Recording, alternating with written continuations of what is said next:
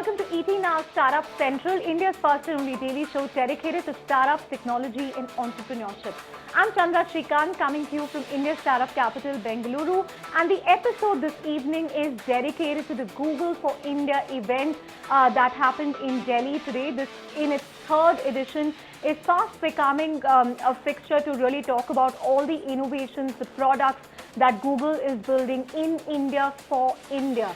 And to really give a sense of where India is in terms of internet consumption, we are going to show you some numbers on screen. So India has currently over 400 million internet users who on an average consume 4 GB of data every month. But Google expects this to go up to 11 GB per month. Why are we not surprised with all the freebies coming consumers' way? They've also given numbers for their payment app Pay, which has crossed 12 million active users in just 10 weeks. Now, as far as the key product launches today are concerned, we're quickly going to take you through some of them. One, of course, was the Android Oreo, which is a smartphone experience for low-end phones. And they're also going to introduce a Play Store that will have lightweight apps. They've also introduced the Google Go, a search app targeted at people using internet for the first time. So it will even work in areas that have spotty connections. And it will also help them switch between Hindi and English. The other interesting thing is a two-wheeler mode for Google Maps. So people using two-wheelers get separate shortcuts courtesy Google Maps as a result of this product. It's been specifically designed for the India market. They've also introduced Files Go, basically an offering that will free up space, help share files offline. They have a Google Assistant for the Geo phone. And finally, they've also updated their payment app Pay to introduce more features. So these are some of the things that Google has done. But to get more perspective on their plans, we're joined by Rajan Anandan, the head of Google India, joining us right here on Startup Central. Rajan, thanks for giving us time. I want to begin with all the launches that we listed out today. What stands out according to you? And also, given where we are today, a quick headline, some data on where we stand as far as internet consumption is concerned. Yeah, so look, today we had our third edition of Google for India. We started Google for India 3 years ago, where we wanted to talk about all the amazing new products that we are building for India first, as well as new features that we're launching in India first. And today, I must say, has been the most exciting Google for India that we've had so far among the three that we've had. We started by actually talking about where the Indian ecosystem is. India now has over 400 million internet users, 330 million connected smartphone users. And over the last 15 months, we've really become a broadband nation, right? So if you look at, on average, a mobile internet user in India today is consuming over 4 gigabytes of data per month. That's actually a lot of data. It's up 7x from exactly 15 months ago. And we believe that over the next 4 years, this number, data consumption per user for mobile internet user could go up to 11 gigabytes per month per user, which is actually a very, very large amount of data. Also, what we've really seen over the last 2 years is explosion of Indian language internet users, right? And so if you look at it today, there are about 230 million of the 400 million internet users actually access and use the internet only in their local language. Among the local language users, they're doing pretty much everything. 100 million of them actually consume local language news. YouTube, if you look at the entire mobile population in India, internet population in India, YouTube now has 225 million monthly active users, and it's growing like, it's growing very, very fast. So the ecosystem is very vibrant. We're seeing growth across every aspect of the internet. And today specifically, we announced, we made some major announcements. I guess my favorite is a brand new search experience that has been designed ground up for India. It's called Google Go, and we think it's going to actually make the internet much more useful for new internet users, given what we've done. And you should be able to download it in the India Play Store very soon.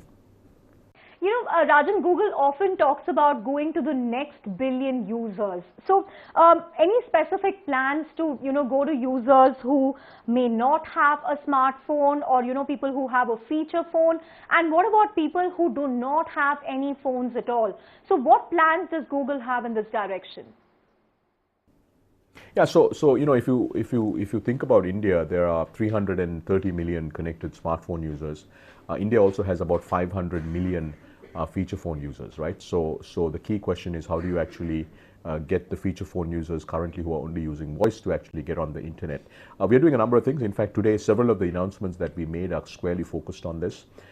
We actually announced that Android Oreo will have a Go edition, which will make Android, enable building and developing our OEM partners to actually develop very affordable entry-level phones, right? That will be dramatically lower price than what the kind of high quality phones that you can get today.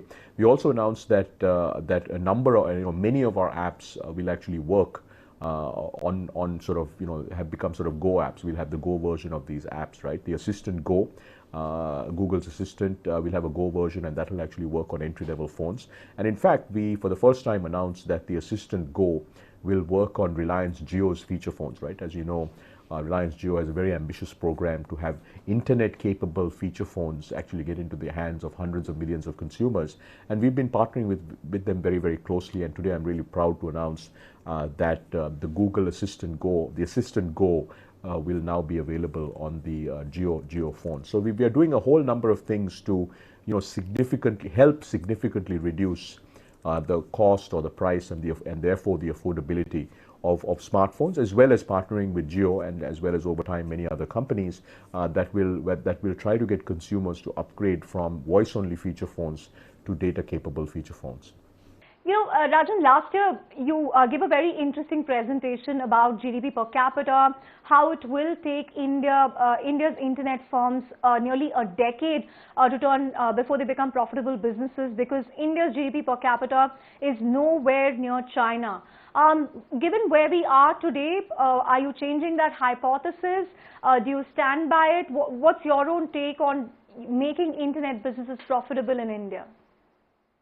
Okay, so what I was saying was, look, I think we already do have quite a number of profitable internet companies like InfoEdge, like Justdial, like Bharat Matrimony that just went public. And in fact, starting in around the second half of 2018, we will see a new wave of internet IPOs in India, which will actually be companies that are growing very fast and are profitable.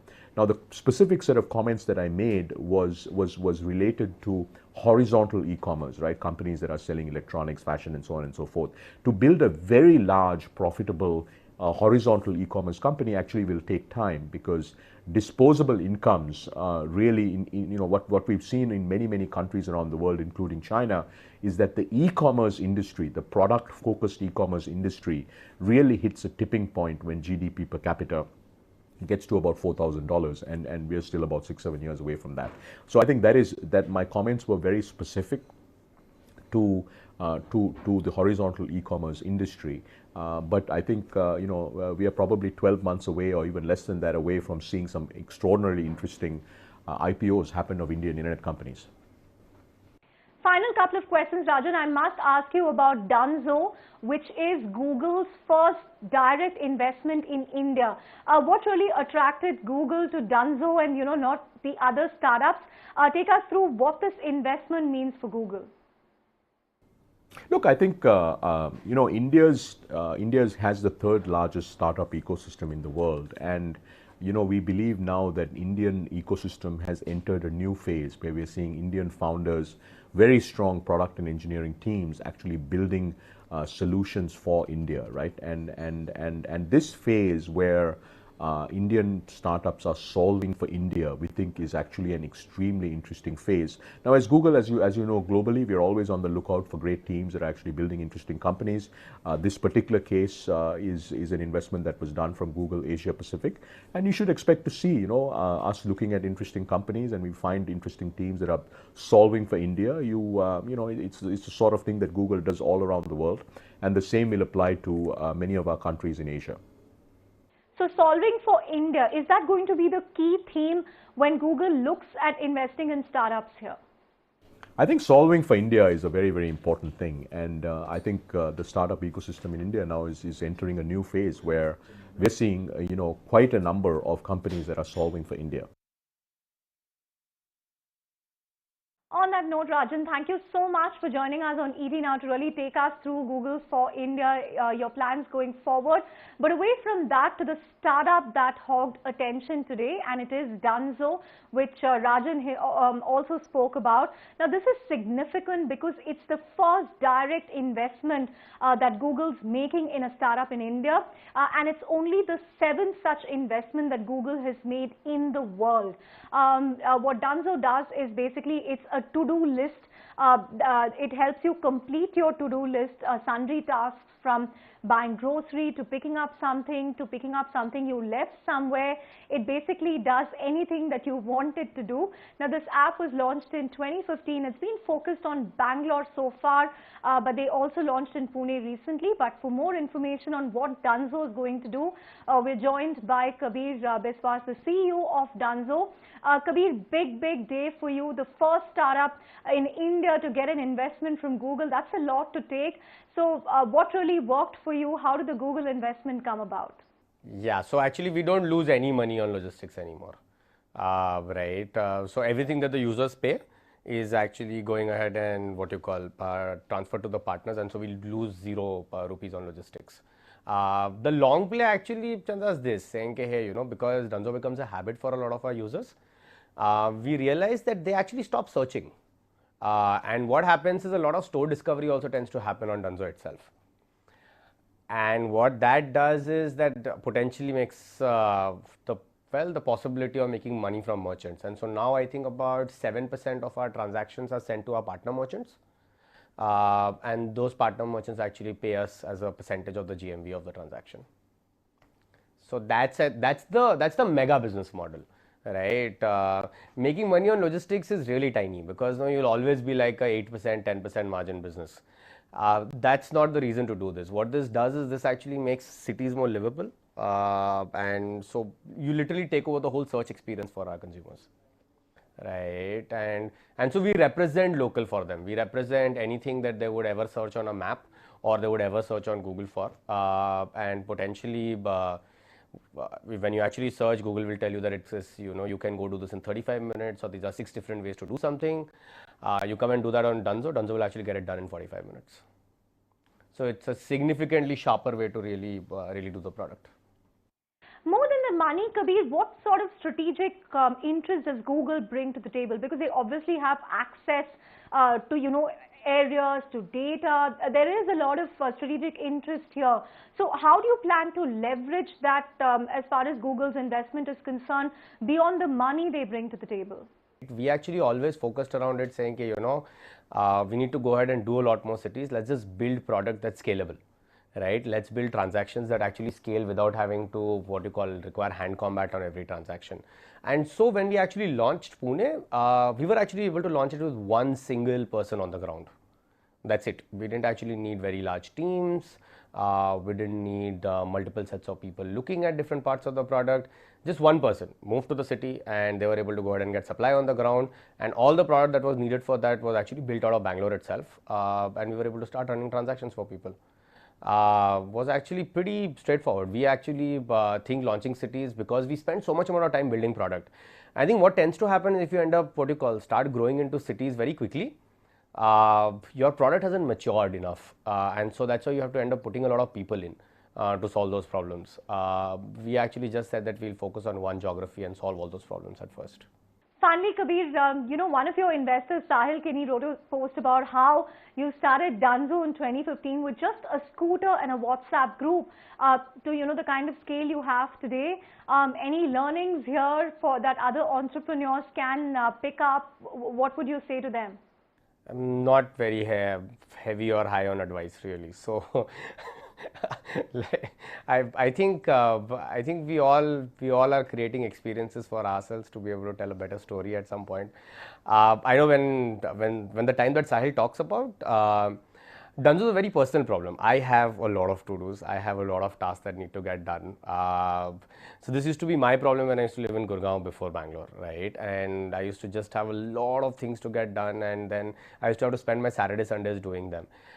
And there was this conscious feeling that, there's got to be a better way to do this. There's got to be a better way to, get my tasks done, because a lot of them were just rudimentary effort. right? And so Dunzo actually just exists because of that. Because I said, yeah, this is my problem. I'm sure I hope it's a problem for a lot of other people. And so I started running tasks for them. I think validation of any business model should really be if they do an IPO. Anything before that is yeah, I don't think we have returned our investors' money. More than that, I think you have to build sustainable businesses, businesses that don't need external money to really survive. That's really been the goal with this business. That's why I think we are one of the few businesses in this country who actually have never shied away from charging consumers. We don't do anything for free. Everything is word of mouth. There is literally no coupon code in the business or in the product. It's about building sustainably and growing correctly. And so yeah, we're very happy doing that. This has been the most amazing thing that I've at least ever done. I used to work at Airtel, then did my first startup, and then this. So I haven't worked in too many places. It's been an incredible running task for everybody. And it's a joy to see people actually go ahead and get their stuff done and find time back in their lives. So that's it. On that note, Kabeer, thank you so much for joining us on Startup Central. Congratulations again on that investment. On that note, we'll take a quick break on Startup Central, but come back. We have a conversation with someone who's really been leading the payment effort here, someone who will tell us more about Google Pay. Stay tuned and come back for Startup Central.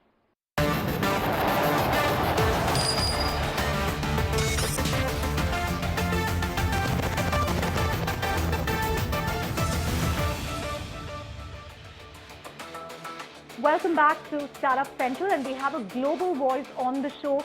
Diana Layfield, the VP for Product Management at Google, joins us from New Delhi to really throw more light on Google's payment push. Diana, thank you so much for joining us from the Google for India event.